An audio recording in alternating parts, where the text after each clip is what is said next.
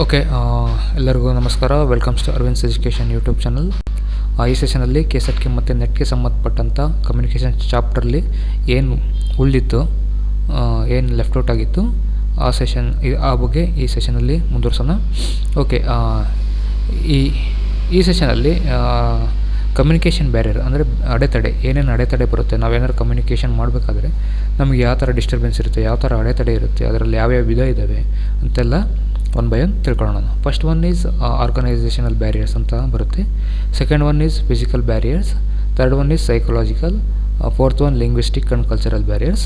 Last one is mechanical barriers. Okay, one by one ಡೀಟೇಲಾಗಿ ನೋಡ್ಕೊಂಡು ಹೋಗೋಣ. First one is organizational barriers. See, in any organization size is a very important. in organizational ಇರ್ಬೋದು ಅಥವಾ any ಇನ್ಸ್ಟಿಟ್ಯೂಷನಲ್ಲಿ ಇರ್ಬೋದು, size of the institution ಅಥವಾ size of the organisation ಅಂದರೆ how many employees are working there ಅಂತ. Okay, in any organisation how many employees are working there ಅಂದರೆ ಅದನ್ನು ಏನಂತೀವಿ ನಾವು ಸೈಜ್ ಆಫ್ ದ ಆರ್ಗನೈಸೇಷನ್ ಅಂತ ಕರಿತೀವಿ ಇನ್ ದಿಸ್ ವ್ಯೂವಲ್ಲಿ. ಓಕೆ, ನೋಡಿ, ಒಂದು ದೊಡ್ಡ ಕಂಪ್ನಿ ಇರ್ಬೋದು ಅಥವಾ ಚಿಕ್ಕ ಕಂಪ್ನಿ ಇರ್ಬೋದು. ಚಿಕ್ಕ ಕಂಪ್ನಿಲಿ ನೀವು ಕಮ್ಯುನಿಕೇಟ್ ಮಾಡೋಕ್ಕೆ ತುಂಬ ಈಸಿ ಇರುತ್ತೆ. ಚಿಕ್ಕ ಕಂಪ್ನಿ ಅಂದರೆ ಒಂದು ಆರ್ಗನೈಸೇಷನಲ್ಲಿ ಕೆಲವು ಸರಿ ಲೆಸ್ ದೆನ್ 20 ಮೆಂಬರ್ಸ್ ಅಂತ ಇರ್ತಾರೆ, ಲೆಸ್ ದೆನ್ 20 ಇರ್ತಾರೆ. ಕೆಲವು ಆರ್ಗನೈಸೇಷನಲ್ಲಿ ಮೋರ್ ದೆನ್ 100. ಆ ಥರ number varies from organisation or institution to institution. So ಈ ಥರ ಏನಾಗುತ್ತೆ, ಲೇಯರ್ಸ್ ತುಂಬ ಜಾಸ್ತಿ ಆಗುತ್ತೆ. ಕಮ್ಯುನಿಕೇಷನ್ ಮಾಡೋದಕ್ಕೆ ತುಂಬ ಲೇಯರ್ಸ್ ಆಗುತ್ತೆ. ಅಂದರೆ ಇಲ್ಲಿ ನೋಡಿ, ಟಾಪ್ ಡೌನು ಮತ್ತು ಬಾಟಮ್ ಅಪ್ ಅಪ್ರೋಚಲ್ಲಿ ನಾವು ಕಮ್ಯುನಿಕೇಟ್ ಮಾಡಬೇಕಂದ್ರೆ ನಾವು ತುಂಬ ಲೇಯರ್ಸ್ನ, ಅಂದರೆ ತುಂಬ ವ್ಯಕ್ತಿಗಳನ್ನ ನಾವು ಪಾಸ್ ಮಾಡಿ ಅವ್ರ ಮೂಲಕ ನಾವು ಟಾಪ್ ಮ್ಯಾನೇಜ್ಮೆಂಟಿಗೆ ಕಮ್ಯುನಿಕೇಟ್ ಮಾಡಬೇಕಂದ್ರೆ ಇವ್ರನ್ನೆಲ್ಲ ತಗೋ ಕಮ್ಯುನಿಕೇಟ್ ಮಾಡಿಕೊಂಡು ಲಾಸ್ಟಿಗೆ ಟಾಪ್ ಮ್ಯಾನೇಜ್ಮೆಂಟಿಗೆ ನಮ್ಮ ಕಮ್ಯುನಿಕೇಷನ್ ಮುಟ್ಟುತ್ತೆ. ನಾವೇನು ಹೇಳಬೇಕು ಅಂತಿದ್ದೀವೋ ಅದು ಮುಟ್ಟುತ್ತೆ, ಅಥವಾ ಟಾಪ್ ಡೌನ್ ಇರ್ಬೋದು ಅಥವಾ ಬಾಟಮ್ ಅಪ್ ಇರ್ಬೋದು. ಸೊ ಈ ಟೈಮಲ್ಲಿ ಏನಾಗುತ್ತೆ, ನಮಗೆ ತುಂಬ ಅಡೆತಡೆಗಳಾಗುತ್ತೆ. ನಾವು ಹೇಳಿದ್ದನ್ನು ಕರೆಕ್ಟಾಗಿ ಹೇಳೋಕ್ಕಾಗಲ್ಲ, ಅಥವಾ ಮೇಲಿರ್ಬೋದು, ಏನಿರ್ಬೋದು. ಸೊ ಇದನ್ನೇನಂತೀವಿ ನಾವು ಆರ್ಗನೈಸೇಷನಲ್ ಬ್ಯಾರಿಯರ್ಸ್ ಅಂತೀವಿ ಒಂದು. ಮತ್ತು ಇನ್ನೊಂದು physical distance between the employees. ಅಂದರೆ ನೋಡಿ, ನಾವು ಕಂಪ್ನಿಲಿ ವರ್ಕ್ ಮಾಡ್ತಾಯಿದ್ದೀವಿ, ಯಾವ್ದಾದ್ರು ಒಂದು ಕಂಪ್ನಿಲಿ ವರ್ಕ್ ಮಾಡ್ತಾಯಿದ್ದೀರಾ ನೀವು ಅಂದರೆ, ನೀವು ಇಂಡಿಯಾದಲ್ಲಿ ವರ್ಕ್ ಮಾಡ್ತಾ ಇರ್ತೀರಾ. ಓಕೆ, ಇನ್ನೊಬ್ಬರು ಬಂದುಬಿಟ್ಟು US ಅಲ್ಲಿ ವರ್ಕ್ ಮಾಡ್ತಾ ಇರ್ತಾರೆ. Distance between this 2 countries is for. Okay, ಅವಾಗ ಏನಾಗುತ್ತೆ, ಇವ್ರು ಒಂದು ಟೈಮಲ್ಲಿ ವರ್ಕ್ ಮಾಡ್ತಾ ಇರ್ತಾರೆ, ನಾವು ಒಂದು ಟೈಮಲ್ಲಿ ವರ್ಕ್ ಮಾಡ್ತಾ ಇರ್ತೀವಿ. ಸೊ ಅವಾಗ obviously the barrier will happen. ಅದಕ್ಕೆ ಇವಾಗ ಏನು ಮಾಡ್ತೀವಿ ನಾವು, US ಲಾಗಿನ್ ಅಂತ ನಮಗೆ ಸಪ್ರೇಟಾಗಿದೆ, UK ಲಾಗಿನಲ್ಲಿ ಮಾಡ್ತೀವಿ, US ಲಾಗಿನಲ್ಲಿ ಮಾಡ್ತೀವಿ. ಅವರು ಎದ್ದೇಬೇಕಾದ್ರೆ ನಾವು ಮಲಗೋ ಟೈಮಲ್ಲಿ ಎದ್ದು ಕೆಲಸ ಮಾಡೋದು. ಅಂದರೆ ನಮ್ಮ ಆರ್ಗನೈಸೇಷನ್ನ ಯಾವುದೇ ಆರ್ಗನೈಸೇಷನಲ್ಲಿ ಕಮ್ಯುನಿಕೇಷನ್ ಬ್ಯಾರಿಯರ್ ಆಗಬಾರ್ದು ಅಂತ ಈ ರೀತಿ ಮಾಡ್ತಾರೆ. Okay, next organisation culture. So ಒಂದು ಕಂಪ್ನಿಗೂ ಮತ್ತು ಹಲವಾರು ಕಂಪ್ನಿಗೂ, ಒಂದೊಂದು ಕಂಪ್ನಿಗೂ ಆರ್ಗನೈಸೇಷನಲ್ಲಿ ಅವ್ರದ್ದೇ ಒಂದು ಕಲ್ಚರ್ ಇರುತ್ತೆ. ಕೆಲವು ಟೈಮು ಹೇಗೆ ಅಂದರೆ, ಲೋ ಲೆವೆಲ್ ಎಂಪ್ಲಾಯ್ ಬಂದುಬಿಟ್ಟು ಡೈರೆಕ್ಟಾಗಿ ಮ್ಯಾನೇಜ್ಮೆಂಟ್ ಟೀಮ್ ಜೊತೆಗೆ ಮಾತಾಡ್ಬೋದು. ಒಂದು ಕಂಪ್ನಿಲಿ ಆ ಥರ ಕಲ್ಚರ್ ಇರುತ್ತೆ, ಇನ್ನೊಂದು ಕಂಪ್ನಿಲಿ ಆ ಥರ ಕಲ್ಚರ್ ಇರೋಲ್ಲ. ಸ್ಟ್ರಿಕ್ಟ್ ರೂಲ್ಸ್ ಆ್ಯಂಡ್ ರೆಗ್ಯುಲೇಷನ್ಸ್ ಇರುತ್ತೆ. ನೀವು ಟಾಪ್ ಲೆವೆಲ್ ಮ್ಯಾನೇಜ್ಮೆಂಟಲ್ಲಿ ಮಾತಾಡಬೇಕಂದ್ರೆ ಆ ರೂಲ್ಸು ರೆಗ್ಯುಲೇಷನ್ಸ್ ಎಲ್ಲ ಫಾಲೋ ಮಾಡಿ ನೀವು ಅಲ್ಲಿಗೆ ಹೋಗೋಷ್ಟೊತ್ತಿಗೆ ಯಾಕಾದರೂ ಹೋಗಿದ್ದೇನೋ ಅನಿಸ್ಬಿಡುತ್ತೆ. Okay, this is one of the kind of barrier. Okay, power structure of an organisation. Power structure ಅಂದರೆ ಏನು? ಆಬ್ವಿಯಸ್ಲಿ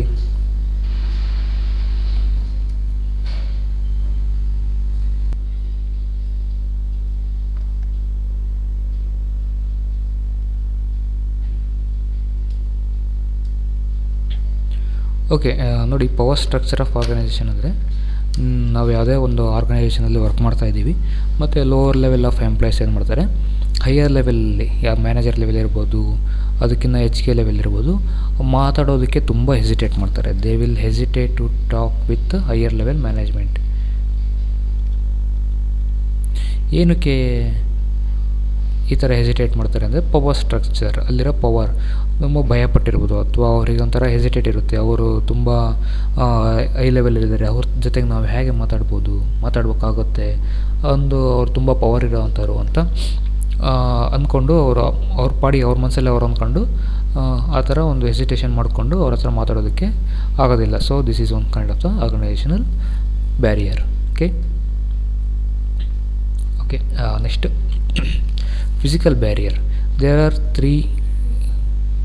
ಅಂದರೆ ಫಿಸಿಕಲ್ ಬ್ಯಾರಿಯರಲ್ಲಿ 3 ಟೈಪ್ಸ್ ಬರ್ತವೆ. ಒಂದು competing stimulus, second one is environmental stress, third one is subjective or subject stress ಅಂತ ಬರುತ್ತೆ. ನೋಡಿ, ಕಾಂಪೀಟಿಂಗ್ ಸ್ಟಿಮ್ಯುಲಸ್ ಅಂದರೆ ನಿಮಗೇನು ಬರುತ್ತೆ, ದಿಸ್ ಈಸ್ ದ ನಾಯ್ಸ್ ಅಂದರೆ ಯಾವುದೇ ರೀತಿಯಾದ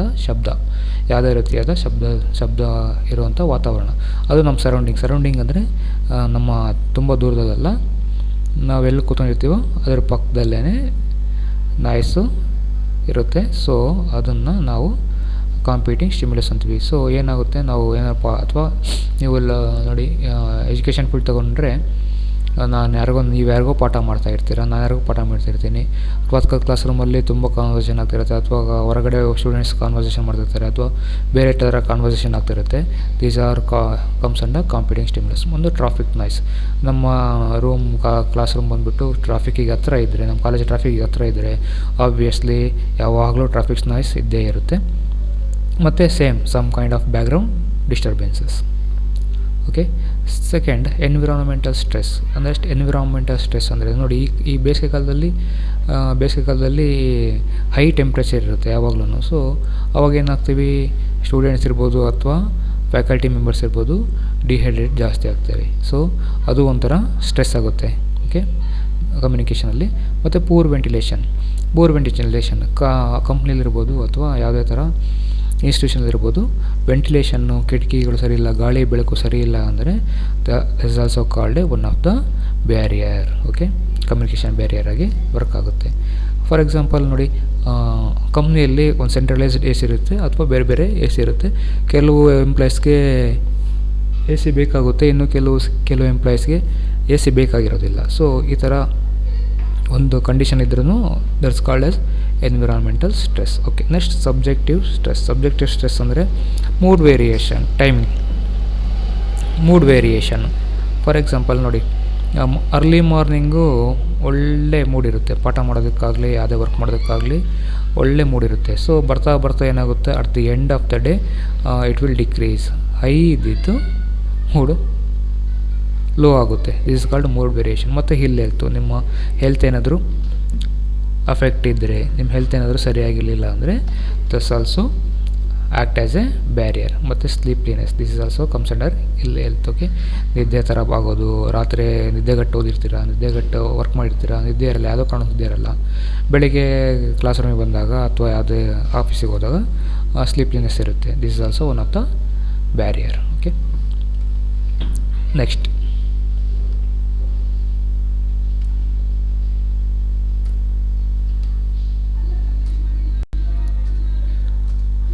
ಓಕೆ, ನೆಕ್ಸ್ಟು ಸೈಕಲಾಜಿಕಲ್ ಬ್ಯಾರಿಯರ್ ಅಂದರೆ any kind of thing that is related to our mental, ನಮ್ಮ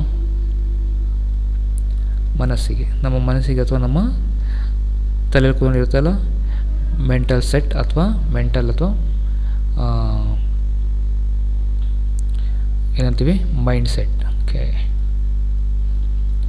any kind of mind set ಅಂದರೆ ನಮ್ಮಷ್ಟಿಗೆ ನಾವೇ ಸೆಲ್ಫಾಗಿ ನಾವೇನು ಅಂದ್ಕೊಂಡಿರ್ತೀವಿ, ನಮ್ಮ ಮನಸ್ಸಲ್ಲಿ ಆಳವಾಗಿ ಕೂತ್ಕೊಂಡಿರುತ್ತೆ ಅದು. Okay, this also called mental stress. ನಮ್ಮ ತಲೆಯಲ್ಲಿ ಆಳವಾಗಿ ಕೂತ್ಕೊಂಡಿರುತ್ತೆ, ನಮ್ಮ ಮೈಂಡ್ ಸೆಟ್ ಇರುತ್ತೆ, ಅದೆಲ್ಲ ಏನು ಸೈಕಲಾಜಿಕಲ್ ಬ್ಯಾರಿಯರ್ ಅಂತ ನಾವು ಕರಿತೀವಿ. Okay, first one is frame of reference ಅಂದ್ರೇನು? ಒಂದು ಟೈಮಲ್ಲಿ ಏನಾಗುತ್ತೆ, ಫಾರ್ ಎಕ್ಸಾಂಪಲ್ ಇದನ್ನು ನೀವು ವಿಂಡೋ ಅಂತ ಕನ್ಸಿಡರ್ ಮಾಡಿ. ಯಾವುದೇ ವ್ಯಕ್ತಿ ಏನು ಮಾಡ್ತಾನೆ, ಕೆಲವು ಸಲ ಈ ವಿಂಡೋ ಮುಖಾಂತರ ಅವನು ಅಬ್ಸರ್ವ್ ಮಾಡ್ತಿರ್ತಾನೆ, ಅವನ ಪರ್ಸೆಪ್ಷನ್ ಈ ವಿಂಡೋ ಮಾತ್ರ ಇರುತ್ತೆ. ಈ ವಿಂಡೋಲ್ಲಿ ಏನು ಕಾಣ್ತಿರುತ್ತೆ ಅದು ಅವನು ಯಾವಾಗಲೂ ಸರಿ ಅಂದ್ಕೊಂಡಿರ್ತಾನೆ, ಆ ಪರ್ಸೆಪ್ಷನಲ್ಲೇ ಇರ್ತಾನೆ. ಸೊ ವಿಂಡೋ ಬಿಟ್ಟು ತುಂಬ ಔಟ್ಸೈಡು ಏನೇನೋ ನಡೆದಿರುತ್ತೆ, ಬಟ್ ಅವನಿಗೆ ಗೊತ್ತಿರಲ್ಲ, ಹೊರಗಡೆ ನಡೆಯೋದೇನೂ ಗೊತ್ತಿರಲ್ಲ. ಅವನ ಕಣ್ಣಿಗೆ ಏನು ಕಾಣುತ್ತೆ, ಅವನ ವಿಂಡೋ ಮೂಲಕ, ಅವನ ಫ್ರೇಮ್ ಮೂಲಕ ಏನು ಕಾಣುತ್ತೆ ಅದನ್ನು ಮಾತ್ರ ಅವನು ತಿಳ್ಕೊಂಡಿರ್ತಾನೆ ಅಷ್ಟೇ. ಅಂದರೆ ಅವನ ಪರ್ಸೆಪ್ಷನ್ಗೆ ಅದೇ ಕರೆಕ್ಟು ಅಂತ ಇರ್ತಾನೆ. ಆ ರೀತಿ ಪರ್ಸೆಪ್ಷನ್ ಇಟ್ಕೊಂಡ್ರೆ ಯಾವಾಗಲೂ ಕಮ್ಯುನಿಕೇಷನ್ ಮಾಡೋದಕ್ಕೆ ಸರಿ ಆಗೋದಿಲ್ಲ ಒಂದು. ಓಕೆ, ನೆಕ್ಸ್ಟ್ ಸೆಲ್ಫ್ ಇಮೇಜ್ ಅಂದರೆ ಕೆಲವೊಂದು ಸಲ ಏನಾಗುತ್ತೆ, ಅವನದೇ ಒಂದು ಕಾನ್ಸೆಪ್ಟ್ ಇರುತ್ತೆ. ನಾನು ಈ ಕೆಲಸ ಮಾಡ್ಬೋದಾ ಮಾಡಬಾರ್ದಾ, ನನ್ನ ಕೈಯಲ್ಲಿ ಈ ಕೆಲಸ ಆಗುತ್ತಾ, ಯಾವುದಾದ್ರು ಒಂದು ಕೆಲಸ ಇರುತ್ತೆ, ಆ ಕೆಲಸ ನನ್ನ ಕೈಯಲ್ಲಿ ಆಗಲ್ವಲ್ಲ, ಏನು ಮಾಡೋದು, ಅಥವಾ ಆ ಕೆಲಸ ಮಾಡೋದಕ್ಕೆ ಏನು ಬೇಕು, ಒಂಥರ ಪಾಸಿಟಿವ್ ಮೋಟಿವೇಶನ್ನು ಬರುತ್ತೆ. ಮತ್ತು ಒಂದು ನೆಗೆಟಿವ್ ಮೋಟಿವೇಶನ್, ನಾನು ಮಾಡ್ತೀನಿ, ನಾವು ಯಾವುದೇ ಕಷ್ಟ ಇದ್ದರೂ ಮಾಡ್ತೀನಿ ಅನ್ನೋದಿದೆಯಲ್ಲ, ಅದು ಪಾಸಿಟಿವ್ ಮೋಟಿವೇಶನ್. ನೆಗೆಟಿವ್ ಮೋಟಿವೇಶನ್, ಅದು ಮಾಡೋಕ್ಕಾಗಲ್ಲ ನನ್ನ ಕೈಯಲ್ಲಿ ಅನ್ನೋದು ಯಾವಾಗಲೂ ನೆಗೆಟಿವ್ ಮೋಟಿವೇಶನ್. ನಮ್ಮ self image is perception. Okay, next field of experience. Okay, for example ನೋಡಿ, ನೀವು ಯಾವುದೇ ಕಂಪ್ನಿಗೆ ಹೋಗಲಿ, ಯಾವುದೇ ಇನ್ಸ್ಟಿಟ್ಯೂಷನ್ಗೆ ಹೋಗಲಿ, ಅಲ್ಲಿ ಸಿಗುವಂಥ ಎಕ್ಸ್ಪೀರಿಯೆನ್ಸೇ ಬೇರೆ. ನೀವು ಹಿಂದೆ ಪಾಸ್ಟಲ್ಲಿ ಏನು ಮಾಡ್ತೀರಾ, ಆ ಎಕ್ಸ್ಪೀರಿಯೆನ್ಸೇ ಬೇರೆ ಕೌಂಟ್ ಆಗೋದು.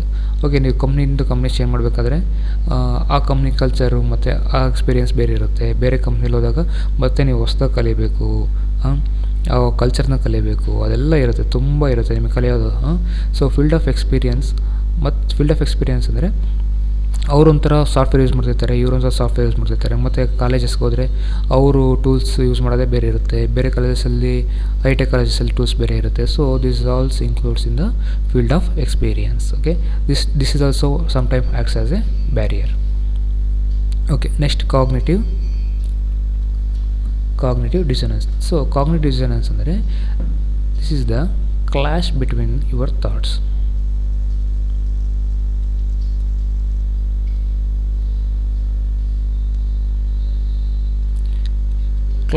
ಕ್ಲಾಶ್ ಬಿಟ್ವೀನ್ ಥಾಟ್ಸ್ ಅಂದರೆ ನೋಡಿ, ಫಾರ್ ಎಕ್ಸಾಂಪಲ್, ಸಿಂಪಲ್ ಎಕ್ಸಾಂಪಲ್ ಕೊಡ್ತೀನಿ ನೋಡಿ. ನಾನು ಯಾವುದೋ ಒಂದು ಬೈಕು ಕಾರ್ ತೊಗೋಬೇಕು ಅಂದ್ಕೊಂಡಿರ್ತೀನಿ.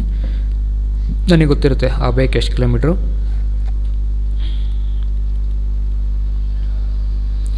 ಬೈಕ್ ಅಥವಾ car ತೊಗೋಬೇಕಂದಿರ್ತೀನಿ.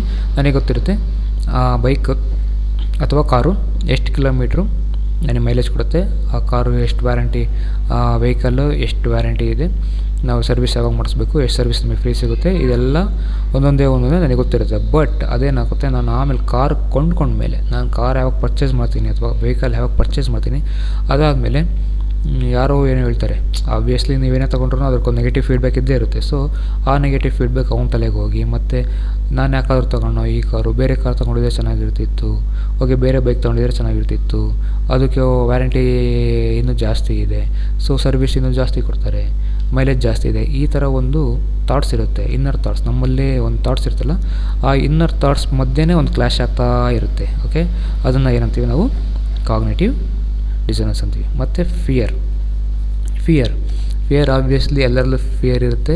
Sometimes fear acts as A positive, sometimes fear acts as A negative. In this perspective fear acts as A negative ಅಂದರೆ ಏನೋ ಮಾಡೋಕ್ಕೋದ್ರೂ ಒಂಥರ ಭಯ ಇರುತ್ತೆ.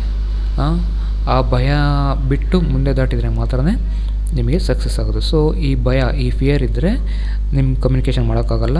It's acts as A catalyst in barrier, communication barrier. Okay, selective perception, this is same as self image and reference.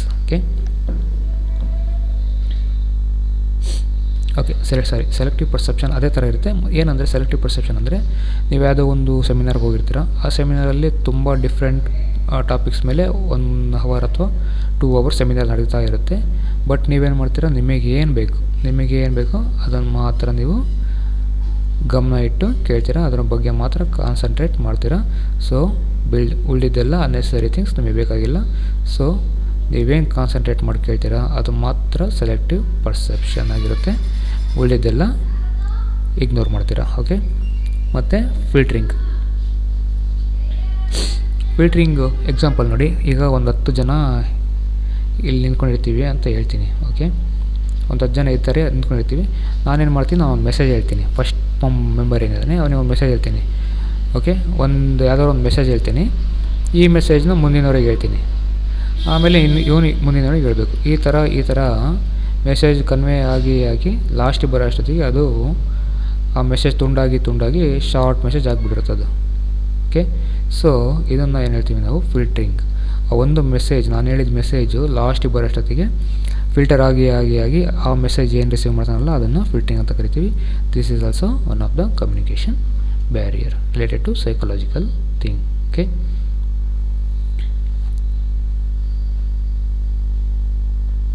Okay, next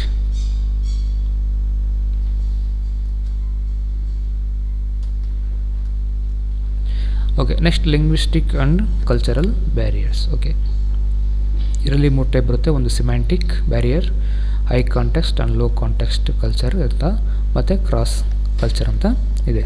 ನೋಡಿ, semantic barrier is very important thing. It might be ask in your NET or KSET exam. Semantic barrier ಅಂದ್ರೇನು? Okay, ನೋಡಿ, ಒಂದು ವರ್ಡಿಗೆ, ಯಾವುದೇ ಒಂದು word, ಒಂದು ಶಬ್ದಕ್ಕೆ there will be many meaning.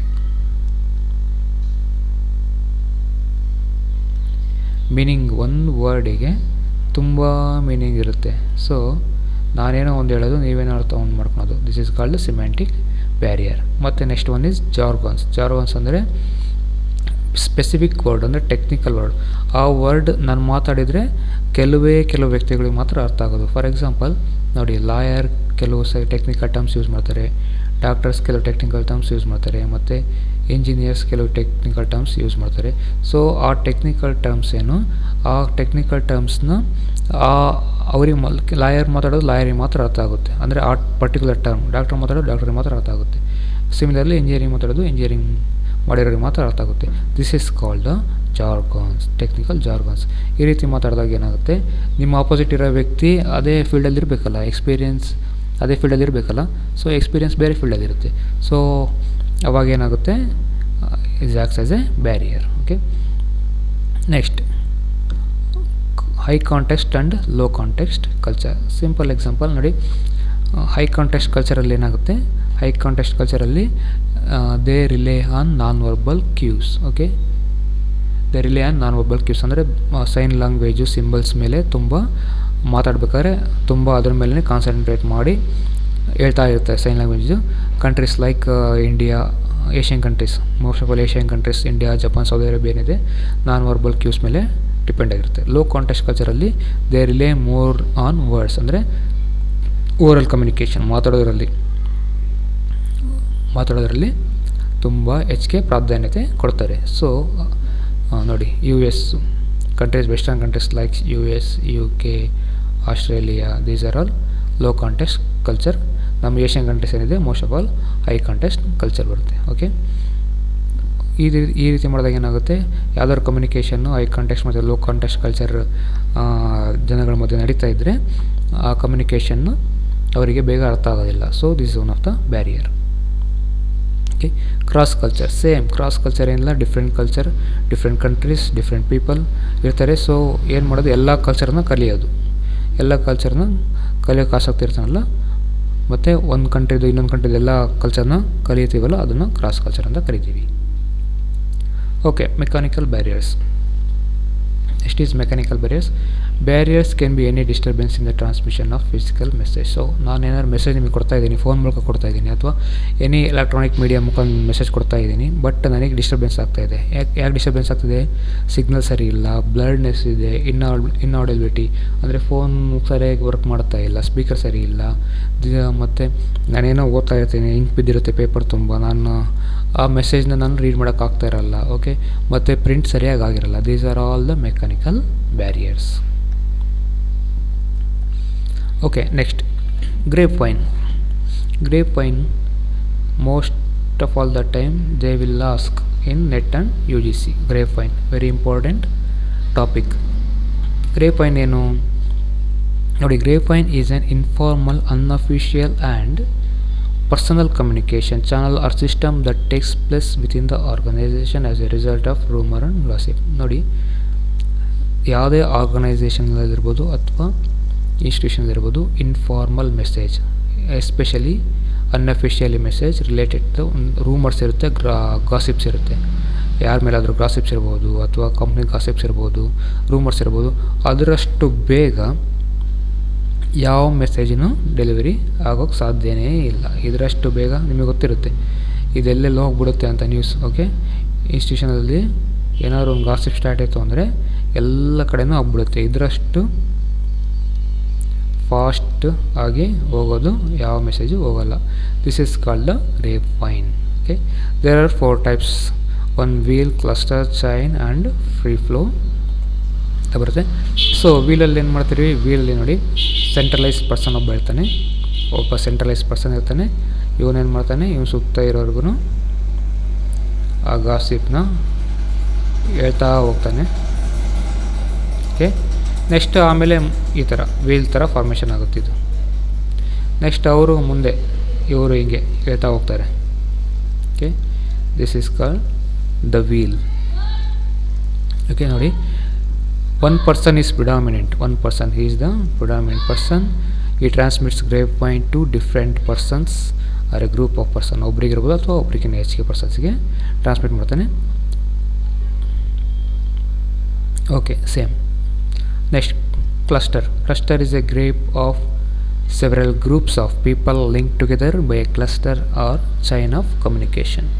For example ನೋಡಿ, ಗ್ರೇಪ್ಸ್ ಗೊತ್ತಾ ನಿಮಗೆ? ಗ್ರೇಪ್ಸ್ ನೋಡಿ ಯಾವಾಗಲೂ ಗೊಂಚಲಾಗಿರುತ್ತೆ. ಸೊ ಇದೇ ಥರ ಒಬ್ಬ ವ್ಯಕ್ತಿ ಏನು ಮಾಡ್ತಾನೆ, ಆ ಇನ್ಫಾರ್ಮೇಷನ್ ಅಥವಾ ಆ ಗ್ರೇಪ್ ವೈನ್ನ ಒಬ್ಬನಿಗಲ್ದೇ ಭಾಳ ಜನಕ್ಕೆ ಹೇಳೋದು, ಮತ್ತು ಇವನು ಹಿಂಗೆ ತುಂಬ ಜನಕ್ಕೆ ಹೇಳೋದು. ಈ ಥರ ಒಂದು ಕ್ಲಸ್ಟರ್ ಫಾರ್ಮ್ ಆಗುತ್ತೆ. This is called cluster grapevine. Okay, next the chain ಅಂದರೆ one person communicates to only one person, that person communicates to only one person, and further it goes on like this. Okay, ಈ ಥರ communication ಒಬ್ಬರಿಂದ ಒಬ್ಬನಿಗೆ ಹೆಚ್ಚಿಗೆ ಇಲ್ಲ, ಒಬ್ಬನಿಗೆ pass ಆಗ್ತಿರುತ್ತೆ. ಇದನ್ನು ದ ಚೈನ್ ಗ್ರೇಪ್ ವೈನ್ ಅಂತ ಕರಿತೀವಿ. No information passes through a series of people linked together in an organisation. Okay, next free flow. Okay, free flow communication ಅಂದರೆ ಏನು?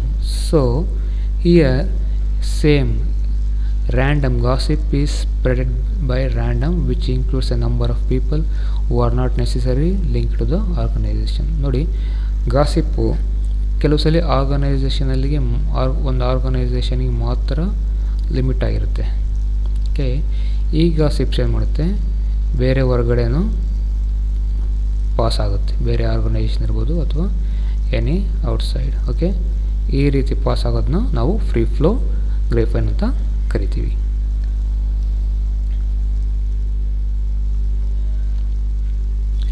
Okay, let's finish this. Sorry, we will wind up this session. Next section ಅಲ್ಲಿ ನಾವು class room communication and other related